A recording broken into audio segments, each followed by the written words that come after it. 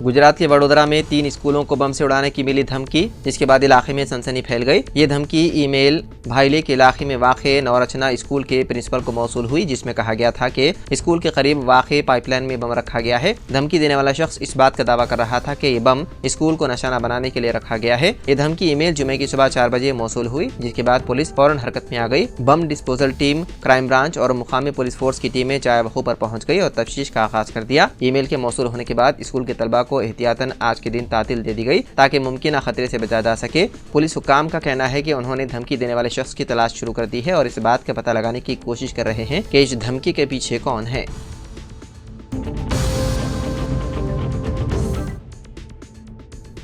बाचूपल्ली के निजामपेट इलाके में जुमे को एक टिफिन सेंटर में आग भड़क उठी। पुलिस ने बताया है कि इस वाक़े में कोई जख्मी नहीं हुआ। पुलिस ने बताया है कि खुशकिस्मती से इस वाक़े में कोई जख्मी नहीं हुआ। शुबा किया जाता है कि LPG सिलेंडर के गैस लीकेज की वजह से ये वाक़या पेश आया। बताया गया है कि इस वाक़े के वक्त चंद अफराद टिफिन सेंटर के अंदर मौजूद थे। हमले ने आग और धुआं देखकर फौरी पुलिस और फायर ब्रिगेड को इत्तला दी, जिसके बाद फायर ब्रिगेड के अमले ने मौके पर पहुंचकर कड़ी मशक्कत के बाद आग पर काबू पाया और दूसरे LPG सिलेंडरों को महफूज मकाम पर मुंतकिल कर दिया। वाक़े के बाइस इलाके में ट्रैफिक जाम हो गया। बाचूपल्ली पुलिस मसरूफ़ तहक़ीक़ात है।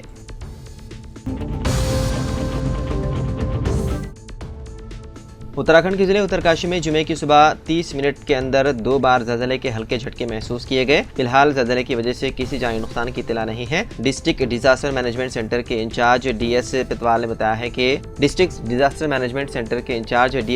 ने बताया है कि आज सुबह तकरीबन 7:41 पर आने वाले ज़लज़ले की शिद्दत रैक्टल स्केल पर 2.7 रिकॉर्ड की गई। उन्होंने कहा कि ज़लज़ले का मरकज़ ज़मीन की सतह से 5 किलोमीटर की गहराई में अर्जुल बदल 30.73 शुमाल 78.46 मशरिकी तुल बदल में था। उन्होंने बताया है कि उसके बाद सुबह तकरीबन 8:18 पर दोबारा ज़लज़ले के झटके महसूस किए गए। रैक्टल स्केल पर इसकी शिद्दत 3.3 बताई गई है। ज़लज़ले का मरकज तहसील बिटवाड़ी के इलाके दयारा बगियाल के जंगलाती इलाके में सतह जमीन से 5 किलोमीटर की गहराई में था। जिले के कुछ इलाकों जैसे मानेरी, तहसील भटवाड़ी और दंडा में ज़लज़ले के हल्के झटके महसूस किए गए। किसी नुकसान की कोई खबर नहीं है।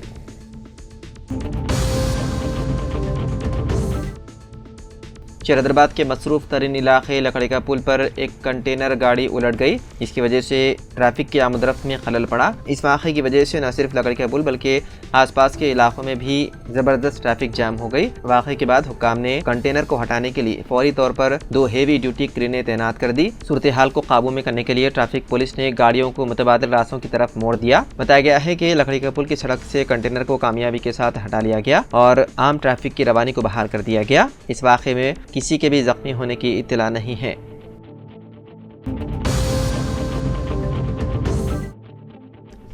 वक्फ तरमीमी बिल पर कायम शुदा पार्लियामेंट की मुशतरका कमेटी JPC के इजलास के दौरान TMC के रुकन कल्याण बनर्जी और BJP के MP निशिकांत दुबे के दरमियान लफ्जी जंग हुई, जिसके बाद कमेटी के 10 अपोजिशन अरकान को एक दिन के लिए मुअत्तल कर दिया गया।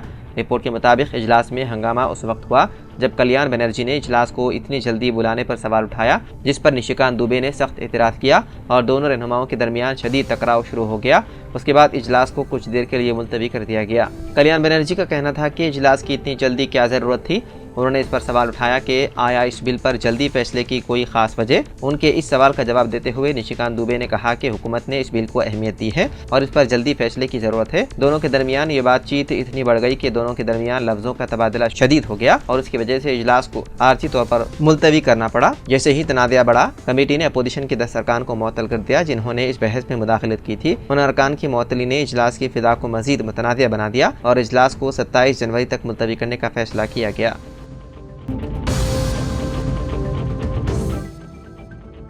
तेलंगाना के वजीर उत्तम कुमार रेड्डी के काफिले में शामिल गाड़ियां हादसे का शिकार हो गई। ये वाकया मुत्तहिदा नलगुंडा जिले के गरड़ीपल्ली में पेश आया। रियासती वजीर हुजूरनगर से जान पहाड़ जा रहे थे कि अचानक उत्तम कुमार रेड्डी के काफिले की 6 गाड़ियां आपस में टकरा गई। रियासती वजीर की गाड़ी के ड्राइवर ने अचानक ब्रेक लगाया, जिसके नतीजे में पीछे आने वाली गाड़ियां एक दूसरे से टकरा गई। वजीर जान पहाड़ के उर्स में शिरकत के लिए जा रहे थे जब गिरडपल्ली पहुंचकर कांग्रेस पार्टी के अरकान व कायदीन को देखकर ड्राइवर को गाड़ी रोकने की हिदायत दी, जिसके बाद ड्राइवर ने फौरन गाड़ी की ब्रेक लगा दी, जिसके बाद काफिले मोहल्ले की बाकी गाड़ियां एक दूसरे से टकरा गई। हादसे में किसी भी शख्स को कोई नुकसान नहीं पहुंचा, जिस पर तमाम ने राहत की सांस ली।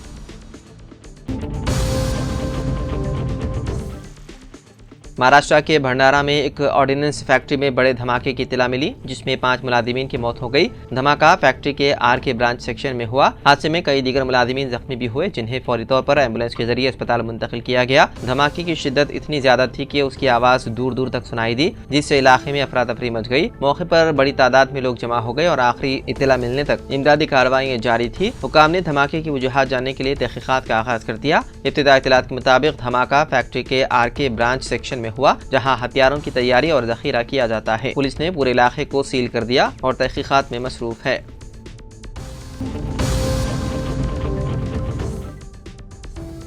दोनों तेलुगु रियासतों तेलंगाना और आंध्र प्रदेश में सुबह के औकात में शदीद कहर देखी जा रही है। हैदराबाद, विजयवाड़ा, विशाखापट्टनम और तिरुपति जैसे शहरों में गाड़ी चलाने वालों को सख्त मुश्किलात का सामना है। हैदराबाद के अरविनगर, वनसरीपुरम, हयातनगर के अलावा मदाफाती इलाकों पेदाम्बरपेट और अब्दुल्लापुर मेट में कहर ने हद निगाह को महदूद कर दिया, जिसके बाइस करीब की गाड़ियां भी नजर नहीं आई। हैदराबाद विजयवाड़ा हाईवे पर गाड़ियां हेडलाइट्स की रोशनी में आहिस्ता चल रही है। पुलिस ने गाड़ियां चलाने वालों को मुहतात रहने की हिदायत दी और चौराहों पर एहतियात बरतने का मशवरा दिया। हुकाम का कहना है कि मौसम की शिद्दत की वजह से आवाम को गाड़ी चलाने के दौरान मुहतात रहना चाहिए।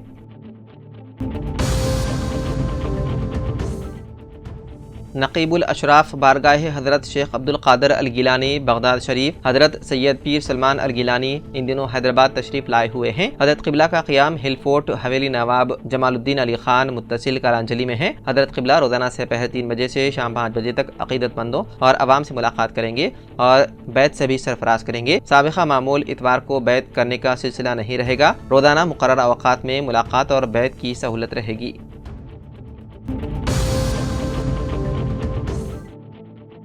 तवील अरसे से ज़ेर इल्तिवा प्रॉपर्टी टैक्स की वसूली के लिए GHMC ने फिर एक मरतबा वन टाइम सेटलमेंट स्कीम मुतारिफ कराने का मंसूबा तैयार किया है। वज़ीर आला रविंद्र रेड्डी की बैरूनी दौरे से वापसी के बाद इस स्कीम पर मंजूरी हासिल करने मकतूब रवाना करने फैसला किया। अगर हुकूमत से मंजूरी मिलती है तो प्रॉपर्टी टैक्स के सूद पर 90% डिस्काउंट दिया जाएगा। पहली मरतबा 1 अगस्त 15 नवंबर साल 2020 के दौरान इस स्कीम पर अमल किया गया था। दूसरी मरतबा साल 2022 में स्कीम पर अमल किया गया, जिससे GHMC को 700 करोड़ रुपए की आमदनी हुई। साल 2024 में वन टाइम सेटलमेंट के जरिए 320 करोड़ रुपए आमदनी हासिल हुई।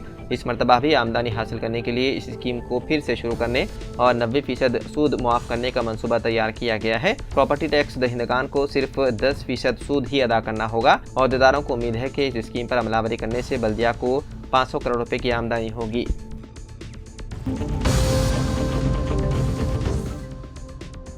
विप्रो हैदराबाद के फाइनेंशियल डिस्ट्रिक्ट के गोपनपल्ली में एक और नया IT सेंटर कायम करने के लिए तैयार है। इससे मजीद 5000 अफराद को बराह रास्त और बिलवास्ता मुलाजिमतें फराहम होंगी। दावोस में वर्ल्ड इकनॉमिक फोरम के सालाना इजलास के दौरान वज़ीर आला रविंद्र रेड्डी की टीम से विप्रो के एग्जीक्यूटिव चेयरमैन इरशाद ब्रेमजी की मुलाकात के बाद ये फैसला किया गया।